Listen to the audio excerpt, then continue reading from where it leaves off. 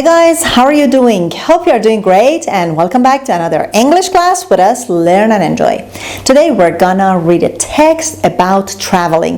Actually, we're gonna read two people's blogs about their vacations and places they have been to. سلام به همگی. امیدوارم حالتون خوب باشه. به درس دیگه از زبان انگلیسی از مجموعه درس‌های Learn and Enjoy با من سحر خوش اومدید. در درس امروز یک متن داریم، متن خوندن و درک مطلب.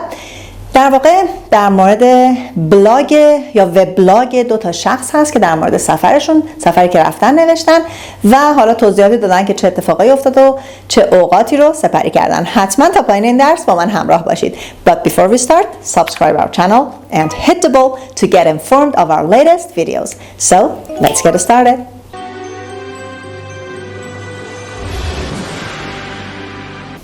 The title of today's reading is Travel Blog, and in this reading we're gonna read two blogs from two different people and their trip to different places. One of them is Jake's journey and the other one is Chloe's travel.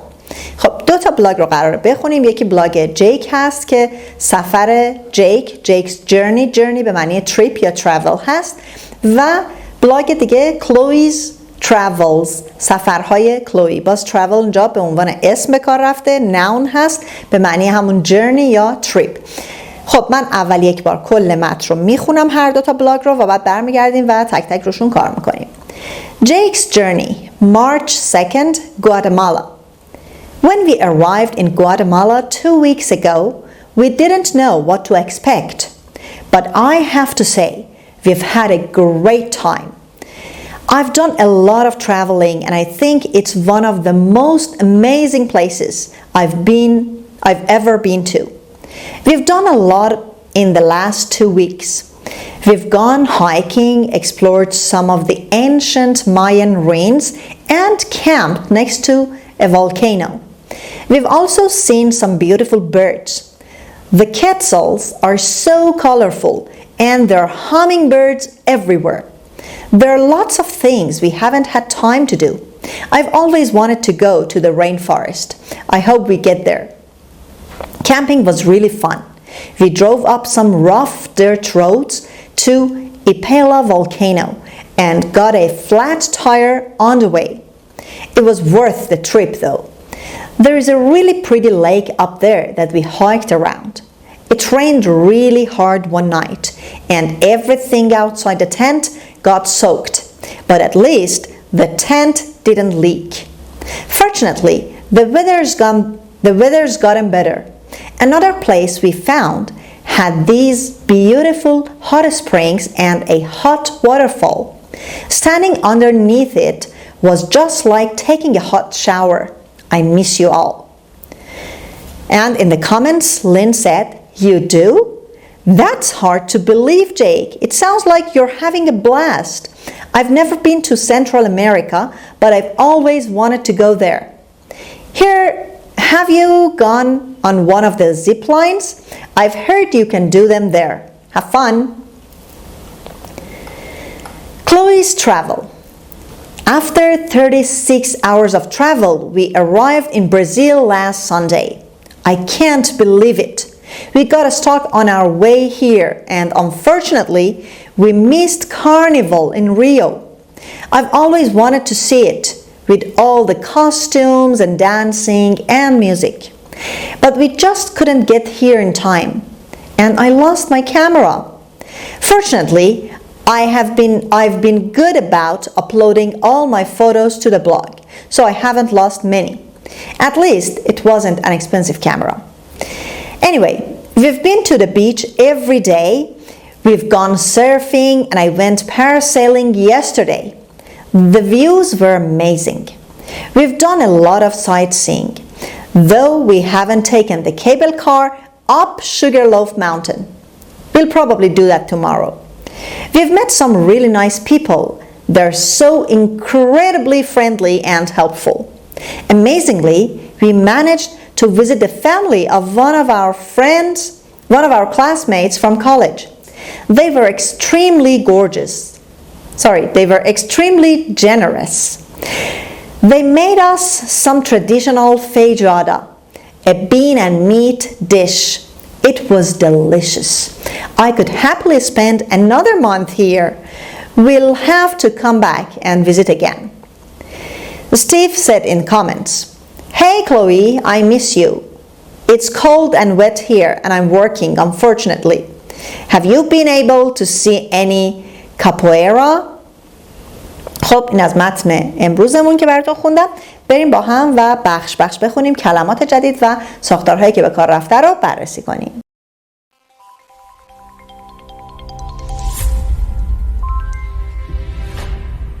Jake's journey. همونطور که بهتون گفتم این کلمه رو میخونیم. Journey means trip or travel. سفر جیک. When we arrived in Guatemala 2 weeks ago, we didn't know what to expect. خب میگه که وقتی ما 2 هفته پیش رسیدیم به گواتمالا we didn't know what to expect. نمیدونستیم باید انتظار چی رو داشته باشیم. expect یعنی انتظار چیزی رو داشتن. و دقت کنید اینجا چون داره زمان رو به کار میبره میگه 2 weeks ago past simple past به کار برده. گفتیم که simple past رو وقتی به کار میبریم که زمانمون مشخص هست، زمان گذشته، اما اگر به زمان اشاره خاصی نکردیم از present perfect استفاده میکنیم. But I have to say ولی باید بگم we've had a great time. اوقات خوشی رو داشتیم. I've done a lot of traveling. من کلی سفر کرده ام زمانشو نمیگه ولی در قبل بوده. I've done a lot of traveling and I think it's one of the most amazing places. و فکر میکنم اینجا یکی از شگفت‌انگیزترین یا بی‌نظیرترین جاهایی که I've ever been to که تا حالا بوده ام، که تا حالا سفر کردم، که تا حالا رفتم. We've done a lot in the last 2 weeks. We've done a lot in the last 2 weeks. خب میگه در 2 هفته گذشته. ما نمیدونیم 2 هفته گذشته دقیقاً کی هست، پس بازم میگه we've done. یا این که میتونیم بگیم اینجا در واقع کاربردی از present perfect هست که کارهایی رو انجام داده و همچنان هم ادامه داره، سفرش تموم نشده. میگه ما در طی 2 هفته گذشته کارهای زیادی انجام داده ایم. We've gone hiking. رفتیم پیاده روی یا حالا کوهنوردی. Explored some of the ancient Mayan ruins. ruin به معنی خرابه ها، در واقع باقی مانده های ساختمان های قدیمی رو میگیم روین، خرابه ها. Explored some of the ancient means very very old. Mayan related to Maya tribe. ماین اقوام مایا هستند که در آمریکای مرکزی سالها هزاران سال قبل ساکن بودن، تمدن بی‌نظیر داشتن و الان بقایای محل زندگیشون و حالا چیزایی که ساخته بودن باقی مونده. خب میگه که ما پیاده روی رفتیم و explored کاوش کردیم خرابه های باستانی مایاها رو، اقوام مایا رو. And camped next to a volcano و کنار یک آتش فشان کمپ کردیم. volcano کوه آتش فشان. We've also seen some beautiful birds. همچنین پرنده های زیبایی رو دیدیم. The quetzals are so colorful. خب quetzal یه نوع پرنده بومی آمریکای مرکزی هست، رنگ قرمز و سبزی داره و جالبه بدونید که در کشور گواتمالا واحد پولشون هم quetzal هست، اسم همین پرنده هست. And there are hummingbirds everywhere. Hummingbirds به مرغ مگسخوار میگن. علت اسمش هم اینه که this bird makes a humming noise when it flies in the air. مرغ مگسخوار یه پرنده‌ای هست با نوک منقار بسیار بلند و وقتی این پرنده بال میزنه برای اینکه از شهد گلها بتونه تغذیه کنه، انقدر سریع بال میزنه که بالشو نمیبینیم، مثل اینکه تو هوا معلقه و صدایی که تولید میکنه بهش میگیم humming sound. برای همین بهش مرغ مگسخوار گفتم ولی هیچ ربطی به مگس نداره. hummingbirds. خب there are hummingbirds everywhere و همه جا پر از مرغ مگسخوار هست. There are lots of things we haven't had time to do. میگه کلی چیز هست که زمان انجام دادنش رو نداشتیم. I've always wanted to go to the rainforest. من همیشه دوست داشتم برم به جنگل‌های بارانی. جنگل‌های بارانی rainforest به جنگل‌های میگن که در اثر بارش باران خیلی جنگل‌های انبوهی هستن، پر از درخت و گیاهای مختلفن. I hope we get there. امیدوارم که به اونجا برسیم. Camping was really fun. خب کمپینگمون واقعا جالب بود. We drove up some rough dirt roads to Ipala volcano. خب میگه که ما رانندگی کردیم تو جاده های ناهموار گلالود یا خاکی. rough یکی از معنی های صفت رف ناهموار هست. dirt هم به معنی خاکی و هم گلولای هست. road هم که میشه جاده. پس drove up، چون داشتن جاده کوهستانی میرفتن، پس ما از up استفاده میکنیم، یعنی به سمت بالا، به طرف بالای کوه در جاده های ناهموار پر از گلولای رانندگی کردیم. to Ipala volcano، به سمت آتش فشان ایپیلا. and got a flat tire on the way. flat tire یعنی پنچر کردیم، لاستیکمون توی راه پنچر شد. it was worth the trip though. خب though به معنی اگرچه این سفر ارزشش رو داشت. It was worth the trip though. There is a really pretty lake up there. اون بالا یک دریاچه واقعا قشنگ هست. That we hiked around، که ما اطراف اون پیاده روی کردیم. It rained really hard one night. یه شب بارون خیلی سختی بارید، خیلی شدیدی بارید. hard. It rained hard یعنی بارون شدید بارید. And everything outside the tent got soaked. و همه چی در بیرون چادر خیس شد. But at least the tent didn't leak. ولی دست کم چادر چکه نمی کرد. leak به معنی چکه کردن. Fortunately, the weather's gone better. خوشبختانه هوا بهتر شد. Another place we found had these beautiful hot springs and a hot waterfall. خب جای دیگه ای که پیدا کردیم had these beautiful hot springs. hot springs، spring اینجا به معنی بهار نیست. hot springs جمع بسته شده، به معنی چشمه های آب گرم هست. جای دیگه ای که پیدا کردیم این چشمه های آب گرم زیبا و یک آبشار آب گرم بود. Standing underneath it was just like taking a hot shower. خب underneath means below، یعنی زیر اون واسطادن. اینجا it refers to the waterfall, hot waterfall. میگه ایستادن زیر اون آبشار آب گرم. It was just like taking a hot shower. مثل گرفتن دوش آب گرم بود. I miss you all. دلم برای همتون تنگ شده. خب یکی از دوستاش توی کامنت در جواب I miss you all میگه you do. واقعا دلت برامون تنگ شده. این you do کل این جمله است. واقعا دلت برامون تنگ شده. That's hard to believe, Jake. باورش خیلی سخته جیک. It sounds like you're having a blast. خب blast به معنی انفجار. به قول خودمون بگیم داری میترکونی، یعنی خیلی دیگه بهت داره خوش میگذره. میگه به نظر میرسه که واقعا داره بهت خوش میگذره. I've never been to Central America. من هیچ وقت در آمریکای مرکزی نبودم، به آمریکای مرکزی نرفتم. But I've always wanted to go there. ولی همیشه میخواستم که برم اونجا. Have you gone on one of the zip lines? آیا سواری که از اون زیپلاین ها شدی؟ زیپلاین هم که میدونید یه حالا نوارهایی هستن، تسمه هایی هستن که ما حالا با نوعی کمربند از اونها آویزون میشیم و از یک طرف مثلا کوه میریم به طرف دیگه و یکی از ورزش ها یا فعالیت های هیجان انگیز هست. I've heard you can do them there. Have fun. من شنیدم که میتونی این زیپلاین رو اونجا انجام بدی، ازش استفاده کنی. Have fun. خوش بگذره.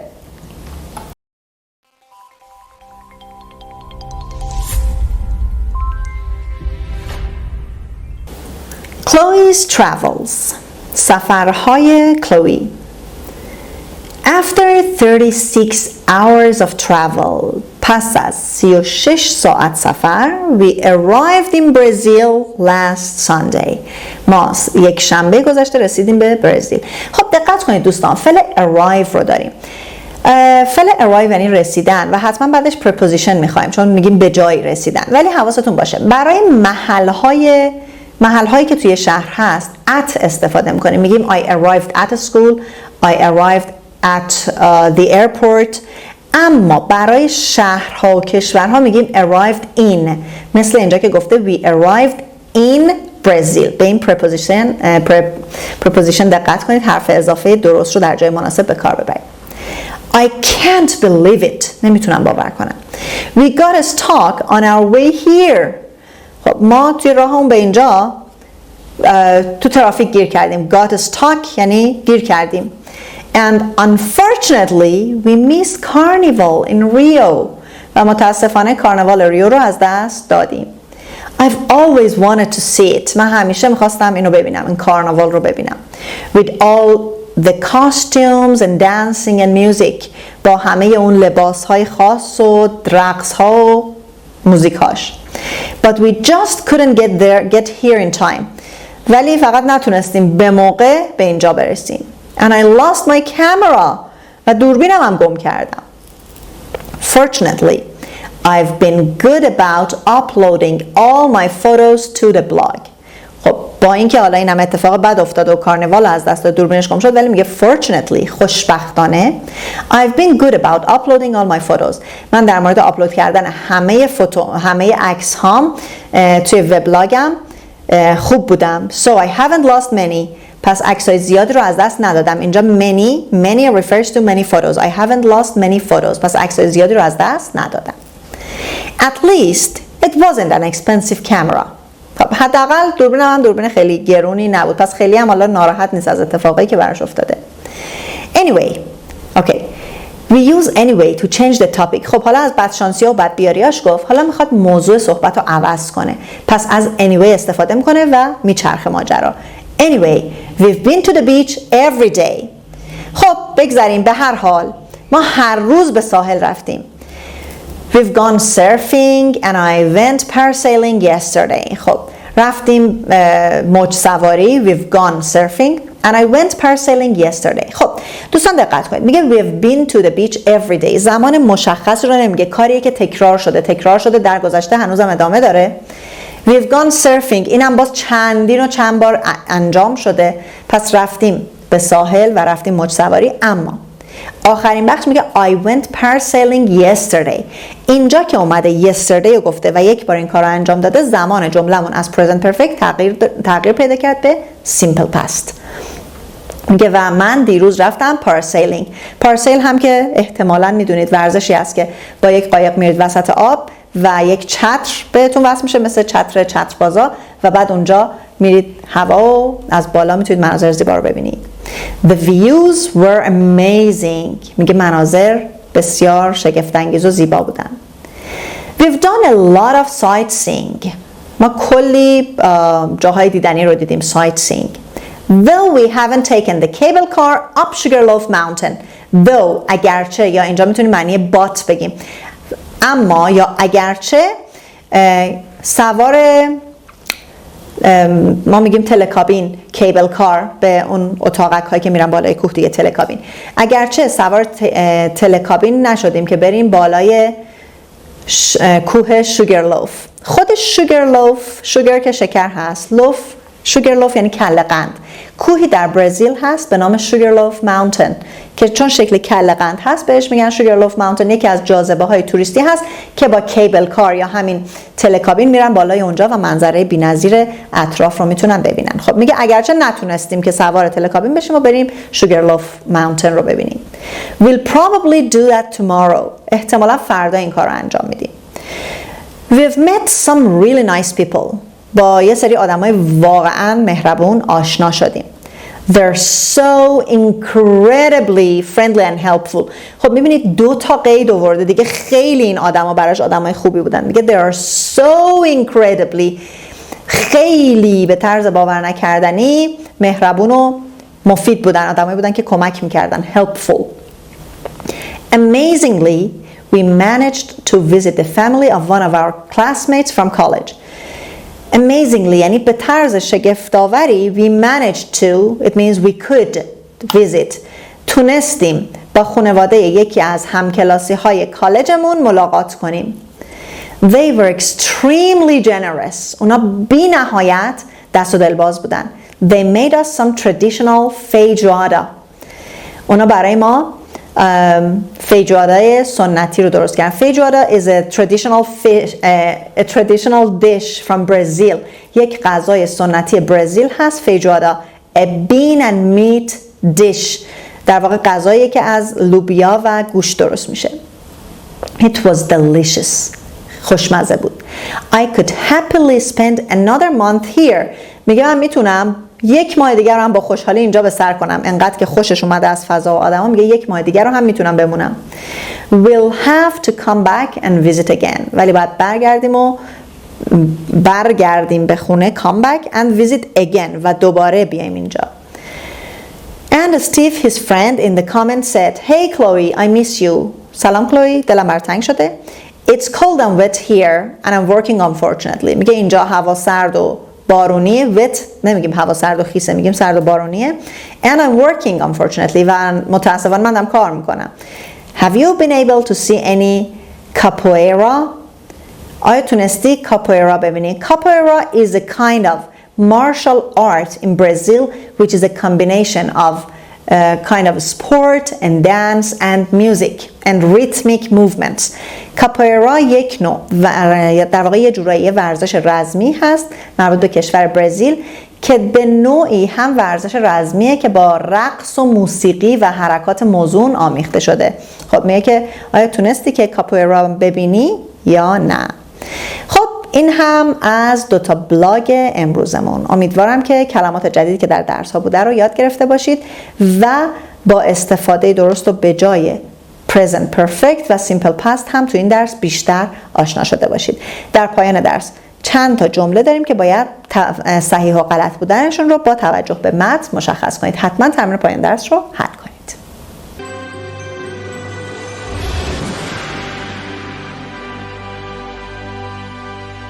خب دوستان عزیز، به پایان این درس رسیدیم. امیدوارم که از این درس استفاده لازم رو کرده باشید. همونطور که دیدید در این متن کلی از present perfect tense استفاده شده بود و در واقع یه جوری مرور 3 تا درس قبلی بود که با هم خوندیم. حتما سعی کنید شما هم در مورد سفری که رفتید، اتفاقایی که افتاده فکر کنید و یک متن خیلی کوتاه رو برای خودتون بنویسید. یک تمرین بسیار خوب هست هم برای نوشتار هم برای کاربرد لغات و دستور زبان. تمرین‌های پایان درس رو هم حتما حل کنید. پاسخ اونها رو میتونید در ابتدای جلسه آینده مشاهده کنید. لطفاً کانال ما رو به دوستاتون معرفی کنید و ما رو در شبکه‌های اجتماعی دیگه هم دنبال کنید. Till next session, take good care of you and goodbye.